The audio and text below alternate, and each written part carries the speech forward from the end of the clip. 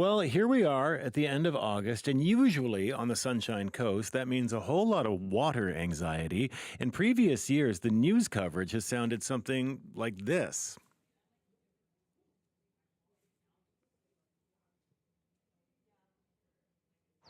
For years, this coastal community north of Vancouver and reachable only by boat has seen droughts and severe water restrictions. Record drought across the region has meant little to no rainfall since July and a dwindling water supply.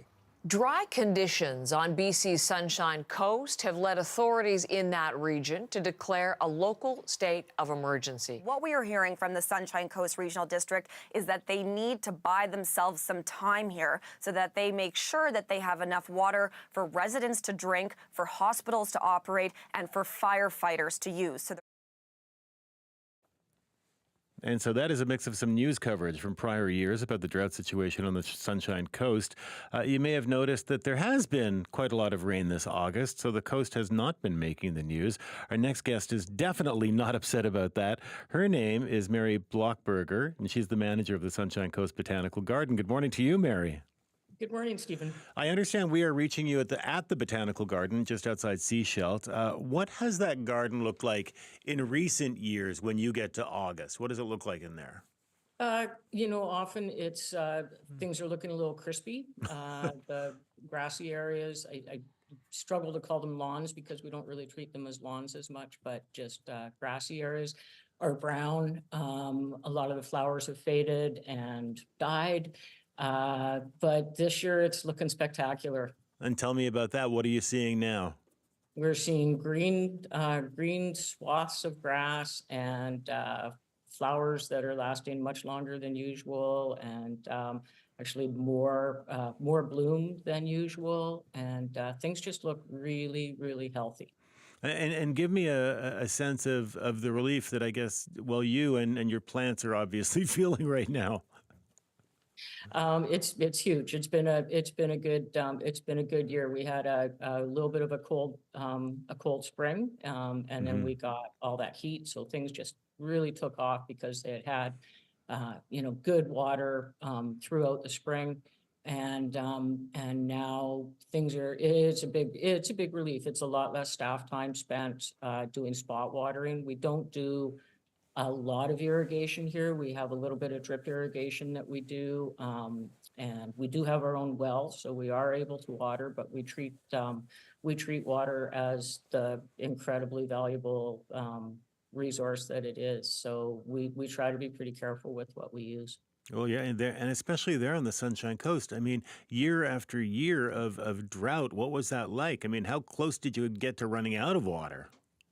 I don't think anybody was going to run out of water. The taps were never going to go dry, but people had to, and including us, had to look at our water usage and start being more responsible with it. And there's a lot of things you can do in a garden to reduce your water use, and we've embraced those wholeheartedly. And so I think it's been a wake up call for people that water is not is not something just to flush down the drain. Now, if people come and check out the garden, Mary, right now, what's really putting on a show right now?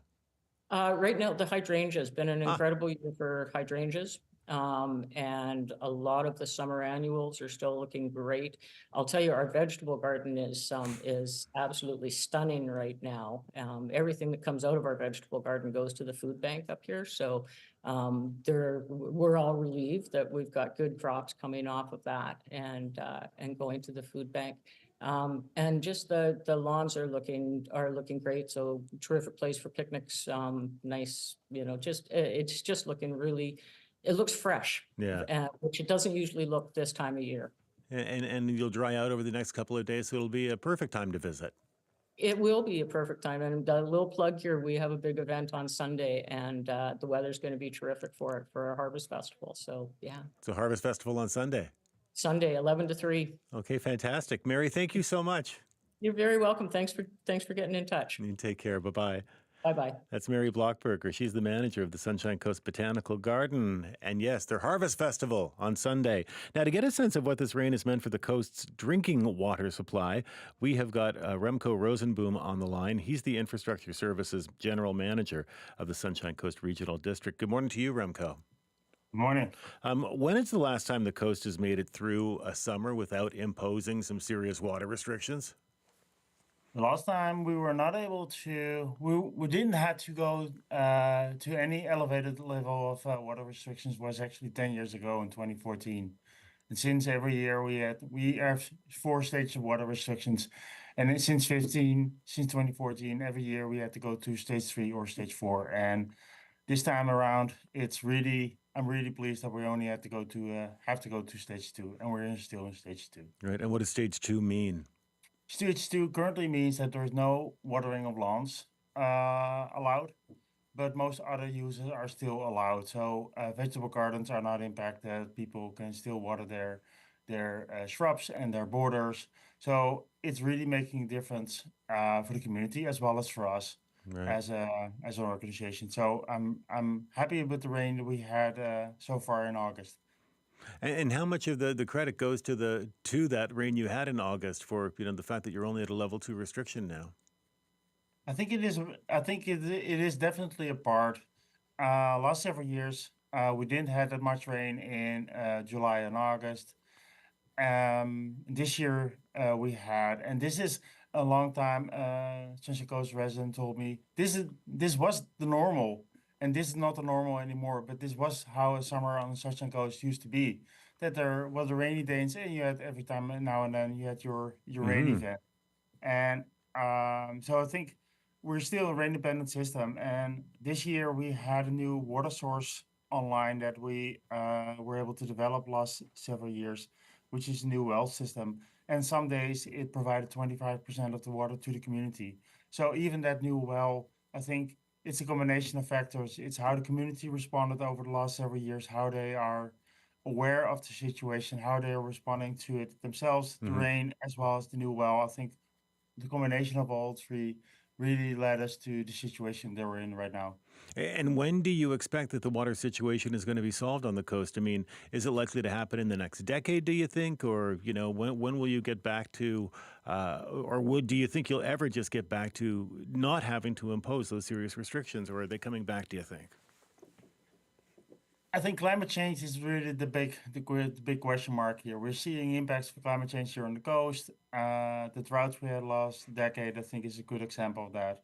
So I think there is an ongoing need for us to continue to improve our water supply situation. But the development, let's say, of that new well that we just have, that we now have online, it took us 4 or 5 years to actually from starting the project to having it completely operational.